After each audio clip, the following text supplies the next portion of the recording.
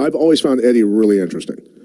He's a trip. He's definitely a trip. And you can tell he's a thinker, you know what I mean? He's a very analytical guy, a very analytical grappler with great flexibility. I just always would watch him and go, this guy's fucking slick, man. Yeah, he knows a lot of shit, especially when it comes to jiu-jitsu. And I'm talking, you know, I'm going to see him tomorrow morning. Oh, really? What are you doing? You know, Sam Tripoli? Sure, I know Sam very well. Yeah, so I'm doing that show, and Eddie's going to be there. I want him to explain Flat Earth to me. He's not going to be able to. I want to know, man. But this is what it is. Eddie thinks that everybody's lying. That everybody in NASA and the government, and because of that, I believe he has a blind spot.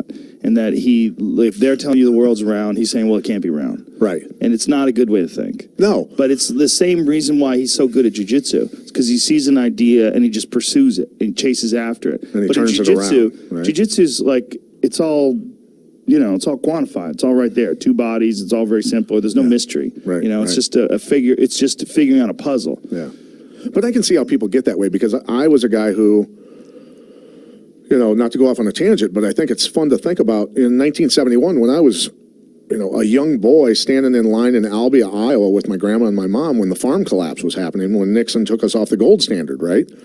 Shit fell apart for the farmers right away. And my grandma was one of the first people in line to get her money out of the Farmers National Bank in Albia, Iowa. And she got it out. And I remember still to this day standing there and asking my mom and my grandma, what the hell is going on? Why is this happening? What's going on? You could see the panic. The farmers went for blocks, right, from all around that part of Iowa. And it just, I think that's what started the wheels turning in my head about being a contrarian thinker. You know what I mean? Well, there's real conspiracies, and there's real things where people misunderstand the actual facts. Right. Flat Earth's not one of them. No, it's just not. It's just not. I mean, there's so many stuff. I mean, look, snipers use the curvature of the Earth to calculate ballistics. Yeah, it's a real thing, right? Know? I mean, there's plenty of shit that's not real. But I want Eddie to tell me. Thing. I want him to explain it's it to me. It's going to be frustrating. I don't know if he believes it anymore. He might have let it go by now. I'm hoping he did. Right. I don't talk to him about it anymore. We had a few conversations about it on the podcast, and initially he thought it was stupid. He thought the flat Earth concept was stupid, and then all of a sudden he started being open-minded to it. I'm like, what the fuck are you saying? Like, what in the fuck are you saying? This is crazy. And he's like, and he kept going to they faked the moon landing. Like, it's not even the same people. Right. Like, if they did, that was a long fucking time ago. You're talking about people right now. There's satellites all over the world. There's a lot of people that think satellites are fake. I think Eddie thinks dinosaurs aren't real. Yeah. Wow. Yeah. You know what's interesting? And and the first time I fought in the UFC, I went into, thanks, dinosaurs are. Yeah, it hurts.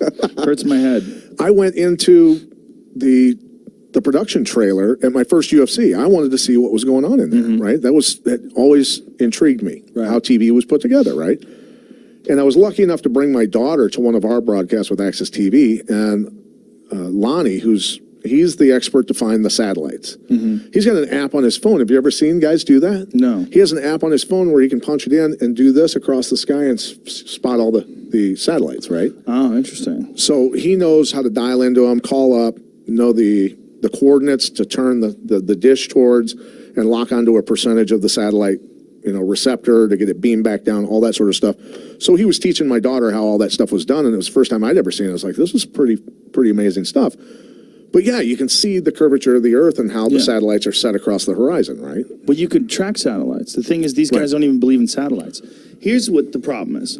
If someone has no interruption and they put together a video, and that video, they're articulate and they sound calm, they use big words, and they show you images that they're claiming show that the Earth is flat, that there's an ice wall outside of Antarctica, and that the government won't let you go there. They start saying all these things. If there's no one there, you know, like Neil deGrasse Tyson type guy there, he's going, hey, no, that's not true, and here's why, and here's how we know, and here's what we found out, and here's a test you can do yourself, and here's how you can figure it out, and here's what you could find online, and like for the longest time they were trying to say that there was no full pictures of the Earth, that the Earth, like every photo you see of the Earth is a composite. No, there's a fucking Japanese satellite called the Himawari 8. It takes full images of the Earth, high resolution, every 10 minutes. You can go Google it. You can watch them. There's the NASA has one too. There's giant photos of the fucking Earth from 22,000 miles out or whatever the hell it is.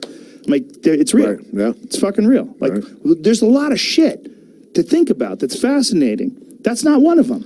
Like, that's been solved.